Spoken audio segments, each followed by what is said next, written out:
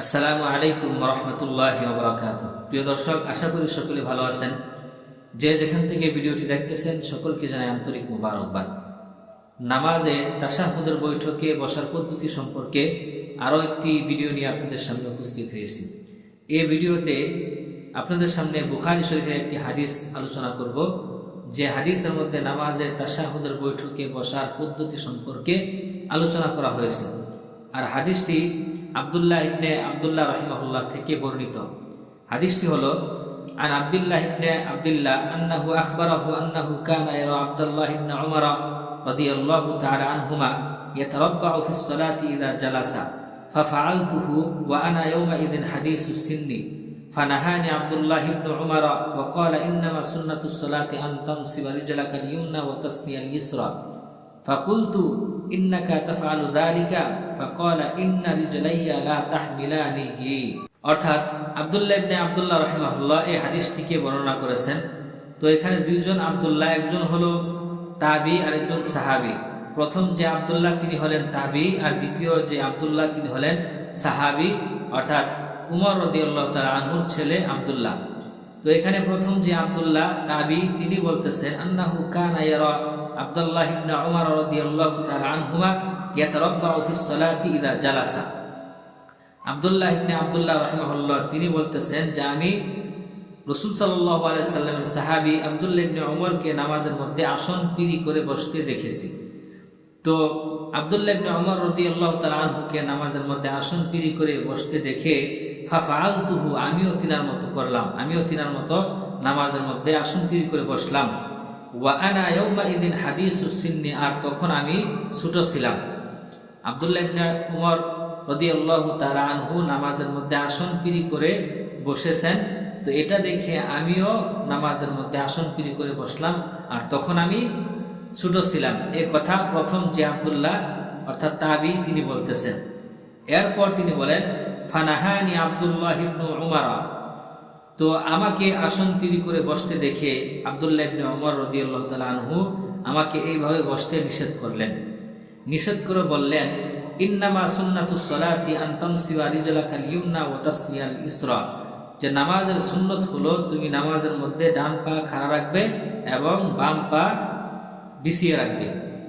আব্দুল্লাহ ইবনে আব্দুল্লাহ রাহিমাহুল্লাহ তিনি বলতেছেন, আমি রাসূল সাল্লাল্লাহু আলাইহি সাল্লামের সাহাবী আব্দুল্লাহ ইবনে উমর রাদিয়াল্লাহু তাআলা আনহুকে দেখেছি তিনি নামাজের মধ্যে আসন পিরি করে বসেছেন।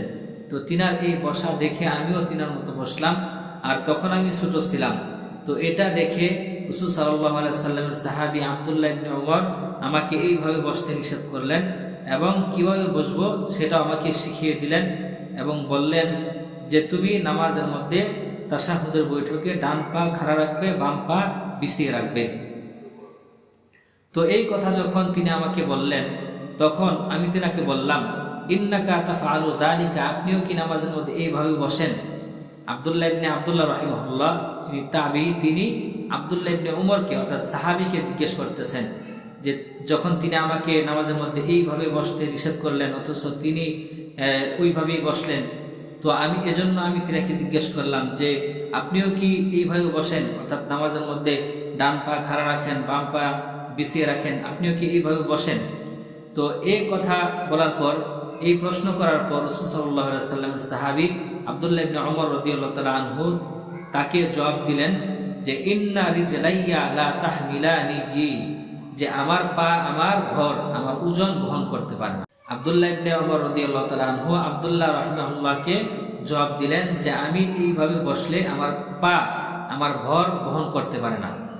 তাহলে এই হাদিস থেকে এটা প্রমাণিত হয় যে নামাজের মধ্যে তাশাহুদের বৈঠকে বসার পদ্ধতি হলো ডান পা খাড়া রাখা এবং বাম পা বিছিয়ে রাখা।